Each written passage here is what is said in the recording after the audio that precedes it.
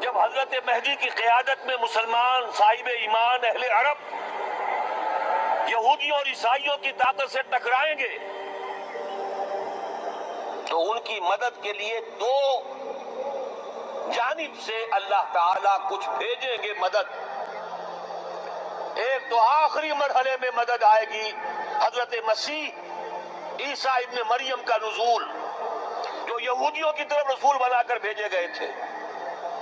انہیں یہودیوں نے اپنے خیال میں سولی پر چڑھا دیا، لیکن اللہ نے فرمایا وما صلبوہ وما قتلوہ ولکن شبہ لہم بل رفعہ اللہ الیہ. اللہ تو اپنی طرف اٹھا کر لے گیا. اور احادیث صحیحہ جو کہ ہمارے ہاں متواترہ کے درجے میں، وہ احادیث جو صحیحین کی ہیں، ان سے ثابت ہے کہ حضرت عیسیٰ ابن مریم دوبارہ زمین پر آئیں گے. اور یہودیوں کا سب سے بڑا سرغنہ جو خود مسیح ہونے ہی کا دعویٰ کر رہا ہوگا، مسیح الدجال، اسے حضرت مسیح قتل کرے گے. لیکن ایک دوسری حدیث سے معلوم ہوتا ہے کہ مشرق سے فوجیں آئیں گی حضرت مہدی کی مدد کے لیے. یخرجون ناس من المشرق یؤدعون للمہدی یعنی سلطانہ. مشرق کی طرف سے فوجیں آئیں گی کہ جو مہدی کی حکومت کو مستحکم کریں گی. خراسان کا لفظ آتا ہے ایک دوسری حدیث میں. خراسان سے سیاہ عالم چلیں گے، انہیں کوئی نہیں روک سکے گا یہاں تک کہ وہ یروشلم میں جا کر رسم ہو جائیں گے. اور حضور کے زمانے میں اچھی طرح سمجھ لیجئے، ہند کسے کہتے تھے حضور کے زمانے میں؟ پاکستان ہند میں شامل نہیں تھا.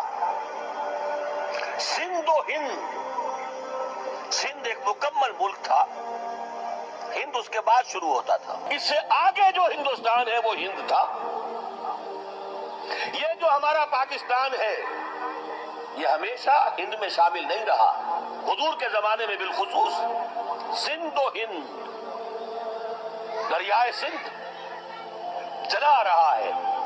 یہ ساری ٹریبیوٹریز جو پنجاب کے اندر اس کی ہیں، یہ سب ایک علیحدہ ملک ہے جو اس زمانے میں سندھ کہلاتا تھا. اور نمبر 2 یاد کیجئے، اس زمانے میں خراسان ایک علاقہ تھا جس میں موجودہ افغانستان کا 2/3، تھوڑا سا حصہ ایران کا، اور جہاں تک میں تحقیق کر سکا ہوں آج تک پاکستان کا بھی علاقہ، خاص طور پر مالاکنڈ ڈویژن جو اس خراسان میں شامل ہے.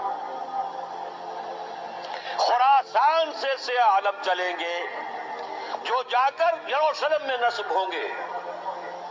یہاں بھی ایک نقطہ نوٹ کر لیجئے، پہلے بھی یروشلم ہم سے چھینا تھا. کس نے چھینا تھا؟ عیسائیوں نے، کروسیڈرز. واپس کون لیا؟ کس نے لیا؟ عربوں میں دم نہیں تھا، عرب عیاشیوں کی وجہ سے کھوکھلے ہو چکے تھے. واپس لینے والا صلاح الدین ایوبی، کرد خون. اب دوبارہ یروشلم لیا جا چکا.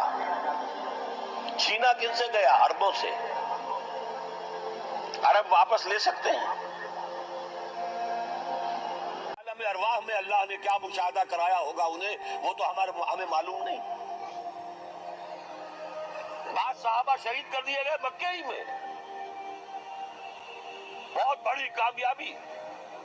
اپنی جان لگا دیں، اپنے آپ کو کھپا دیں، اپنے آپ کو مٹا دیں.